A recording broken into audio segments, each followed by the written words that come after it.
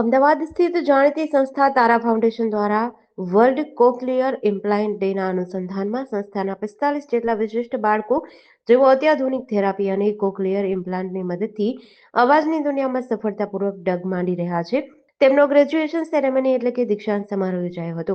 House of marigold ખાતે આયોજિત આ ગૌરવશાળી પ્રસંગે સંસ્થાના હિતેચ્છુ અને આમંત્રિત મહેમાનોની ઉપસ્થિતિમાં આ બાળકોને પ્રમાણપત્ર આપ્યા હતા જે તેમના ઉજ્જવળ ભવિષ્યની સાક્ષી પૂરે છે. આ ગૌરવશાળી પ્રસંગે હાઉસ ઓનર શિલ્પા ચોકસી અને જાણીતા ઈએનટી તથા cochlear implant surgeon doctor Neeraj સુરી ખાસ ઉપસ્થિત રહ્યા હતા. આ મહાનુભાવો દ્વારા ઉપસ્થિત રહીને બાળકોનો ઉત્સાહ વધાર્યો હતો. હું છું Shilpa Choksi, founder and proprietor house of marigold.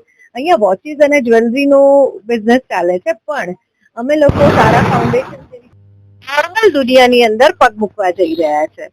તો નોર્મલ દુનિયામાં કેવી રીતે કે જ્યારે નાનપણથી એમને ખબર પડે અથવા એમના પેરેન્ટ્સને ખબર પડે કે મારું છોકરું સાંભળી નથી શકતું અને બોલી બી નથી શકતું, તો એના માટે એ લોકો એક ચિપ ઇમ્પ્લાન્ટ કરે છે. એમની કાનની પાછળ એક નાનું મશીન હોય છે.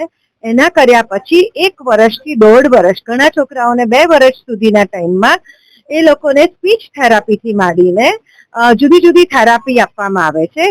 એ થેરાપીઓ આપવા પછી એમને નોર્મલ સ્કૂલમાં જવા માટે તૈયાર થાય છે. એ નોર્મલ સ્કૂલમાં જવા માટેનું આ ગ્રેજ્યુએશન છે. તો આજ પછી આ છોકરાઓ જે મોટા થઈને ગ્રેજ્યુએટ થઈને તમે નવી દુનિયાની અંદર પ્રવેશ કરો, નોકરી મેળવો, એવી રીતે આ છોકરાઓ આજ પછી નોર્મલ સ્કૂલમાં જશે. તો અત્યાર સુધી આ 5મું વર્ષ છે ખાલી ગ્રેજ્યુએશનનું, જે અહીંયા છે. બાકી ઘણા બધા બાળકોને આ રીતે ઇમ્પ્લાન્ટ થયું છે.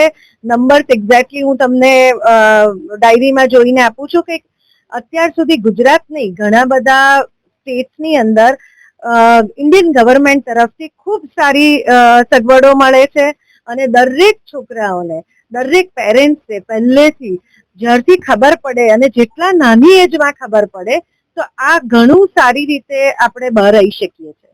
જેડીસી ન્યૂઝ સાથે સંજીવ રાજપૂત, અમદાવાદ.